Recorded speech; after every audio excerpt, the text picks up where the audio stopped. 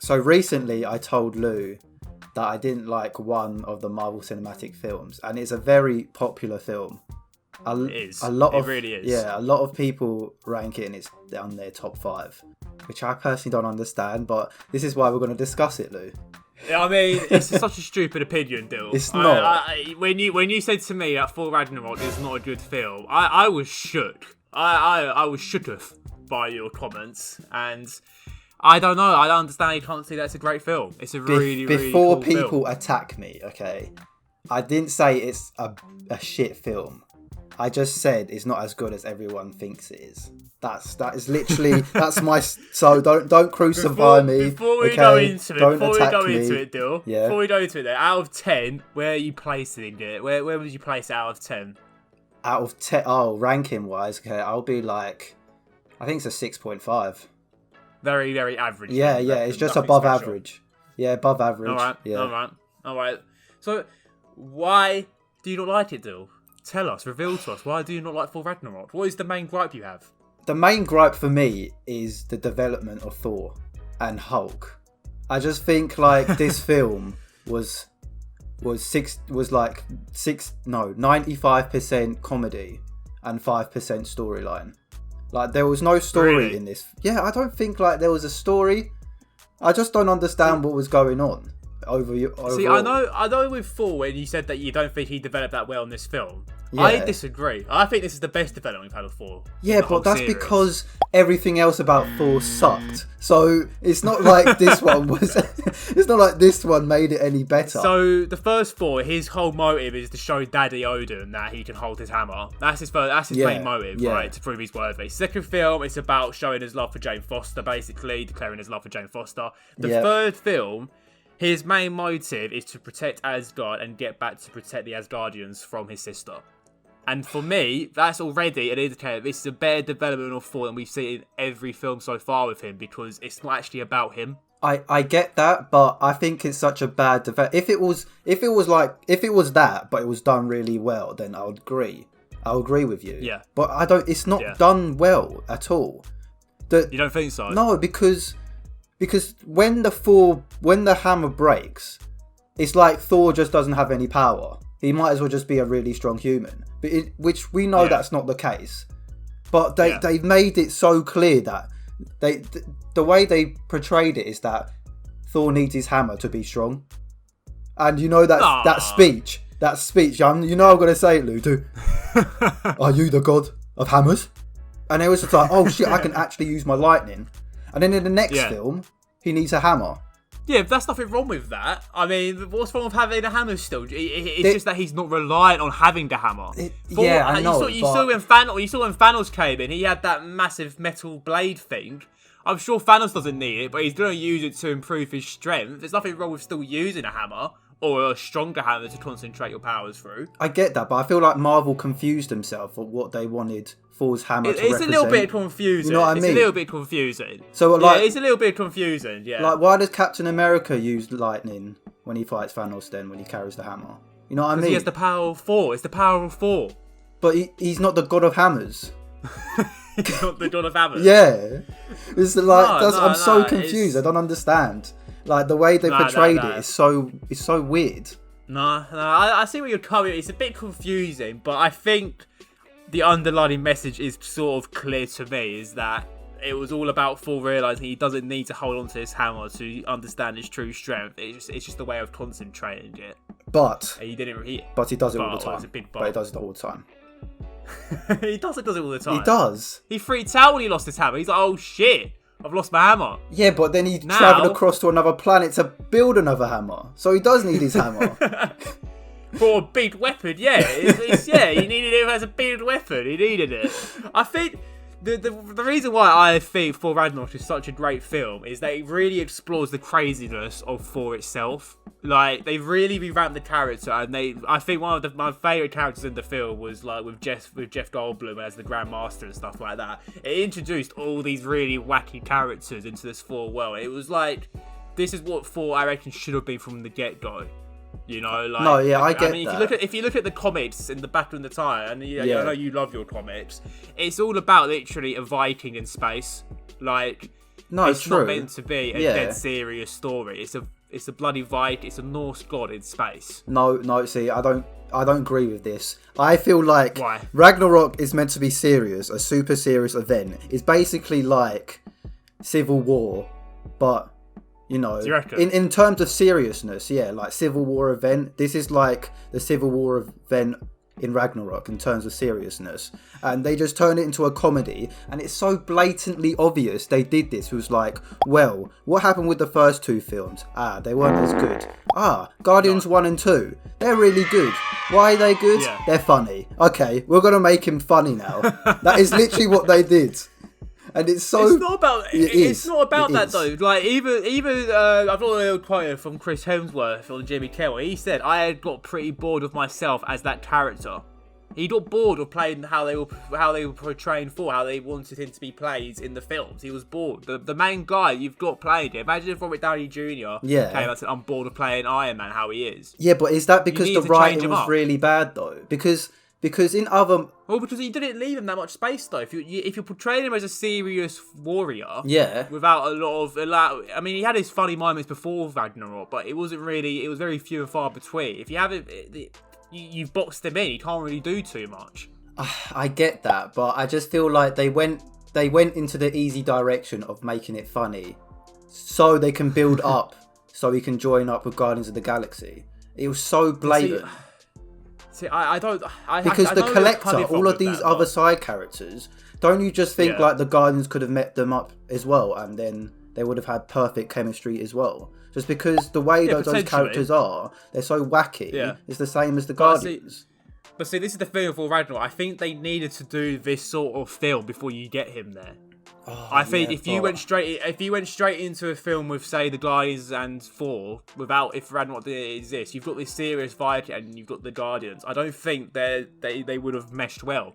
And I don't know about you, now after the end of the saga and all that, Guardians and Thor interacting is one of the things I'm looking forward to the most. And I think Ragnarok allowed that to happen, of making it that exciting, that sort of combination. I think Ragnarok was the reboot Thor and the series for himself desperately needed. And I think they've done a great job doing it. I think it's a great I know there was a few things people got a bit salty about, with how they killed off the three warriors and stuff like that. Yes, no, I hate that as well. Like, why? I knew you were gonna hate I hate that so much. Like, I feel like the first two films did such a bad job of portraying Asgard that we just didn't see a lot of it. Like, in Black Panther, they did such a good job of portraying Wakanda. And that was in one film. Thor had two films, and they did such a bad job. See, this is I the don't thing. understand. I think your anger is misplaced still. I think it's misplaced. It is. It's misplaced. I think you're angry with how they put together the first two Thor films. I mean, for God's sake, they had him bleach his eyebrows in the first film. Like, I think the way they... Exactly. I know everyone likes to think that Marvel gets it right all the time, but the first two Thor films were not right. And I think Ragnarok... And that caused Ragnarok, because... it caused Ragnarok there, Dill. It caused Ragnarok in the series because of the events of the first two films. They had to just... I think... This reboot was perfect for it, and he has some cool scenes still. I'm not gonna lie. Yeah, there's visually some fantastic as well. Films, I think it's one of the most impressive films visually in the Marvel universe. I agree. I just don't like the way they it's a drastic turn. You know, there was no gradual lead up to it. It was just like, I'm gonna flip this character. You know what I mean? It did come out of nowhere. I think when you bring in a new director like Taika Waititi into the mix and all that, and you sort of want to get you don't really want to continue something that you already know doesn't work. I understand that. I get that. From a story perspective, it's like, this has come out of nowhere, but it sort of had to come out of nowhere for it to work.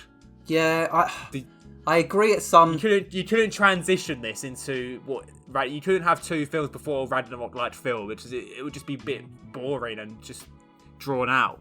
Yeah, I understand that, but don't you think like this is almost their safe haven, saying that if any of our future characters are bad, we can just turn it into a comedy?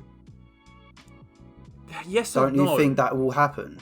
I feel like I know what you mean, but it's not like... I don't like that much comedy in the Marvel universe. No, like, I don't either. I do, and it's the reason why Batman's my favourite, because I like the seriousness of it. And a lot of the Marvel jokes do not land. But I think a lot of the times in Ragnarok, I think they got the comedy aspect spot on. There was a couple of times when Asgard blew up and Korg made a joke about it, which I thought was a bit silly because it's Asgard blowing up, which is pretty significant in the Marvel universe. Oh man, yeah. So they did miss the mark of the comedy sometimes, but I think throughout, I think they timed it really well of how they put it together. I think the comedy and all, I think Jeff Goldblum, and I already mentioned him already, but he was really enjoyable to watch on screen, and I think he nailed it, like, between that seriousness of that you don't really want to mess with this guy, but at the same time just being a really enjoyable character to watch on screen. I think. Do you get annoyed if I would describe Thor as it's now a fantasy adventure comedy? Yes. I want a fantasy, I want a fantasy world. I just want a fantasy action world. That's what I want. I want to see the Asgards as they are. Because we didn't get to see that. We were focused too much on humans and Jane Foster. I don't care. I do not care about Jane Foster. I want to see Thor and the other realms. We didn't explore a lot of realms as well. Heimdall's death was, significant. I'll give him that. He's a teleported Hulk. Yeah. But all the other ones were so off-screen and, unrespected. You know what I'm saying? It's just... Yeah.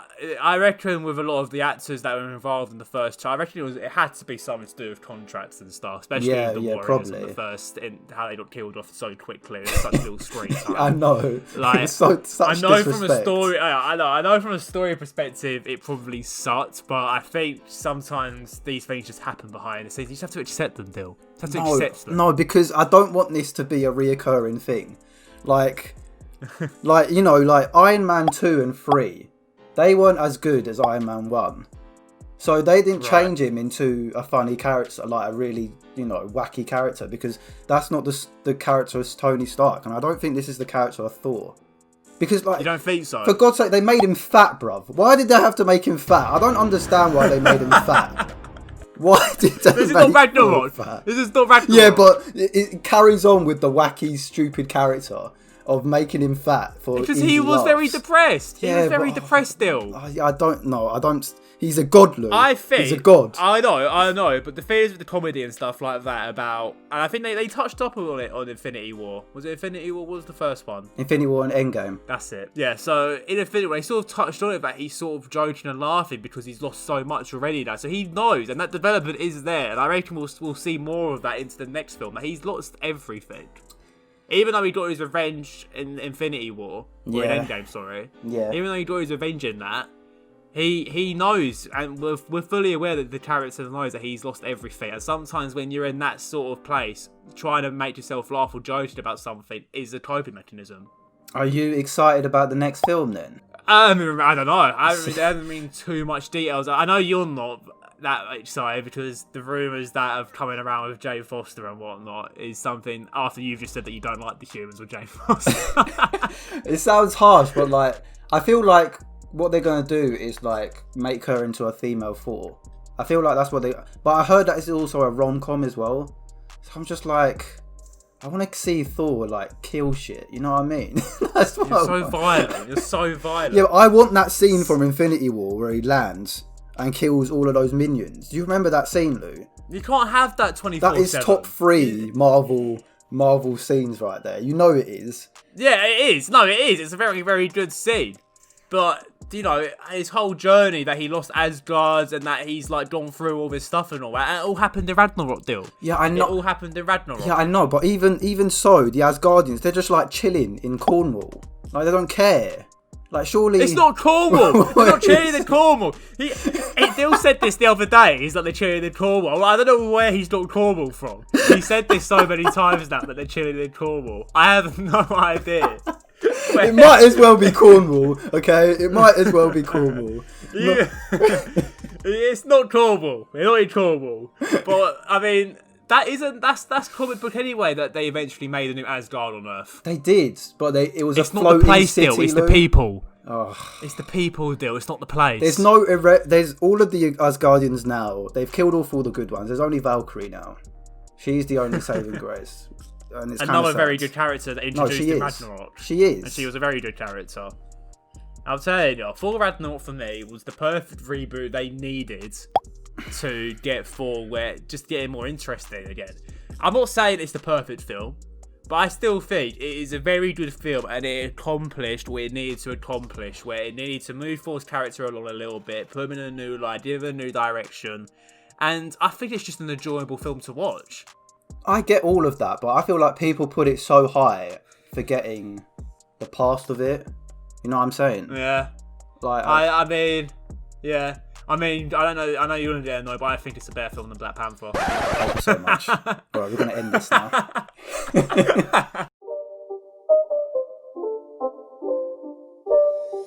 It's not a game, it's a rich thing.